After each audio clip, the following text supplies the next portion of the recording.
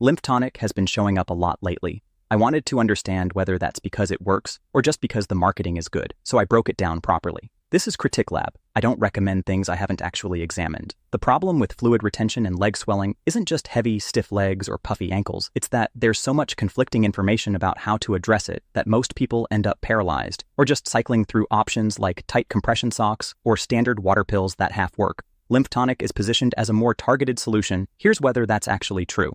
Here's the mechanism. Lymph Tonic works by supporting your body's natural drainage plumbing, the lymphatic system. The reason most alternatives underdeliver is they target the wrong layer, usually just forcing temporary water loss or squeezing the fluid around from the outside, which produces temporary changes at best. This takes a different approach. It uses specific botanical extracts to restart internal fluid movement from the inside out. More precise, less noise. That's the theory, and the practice seems to hold up.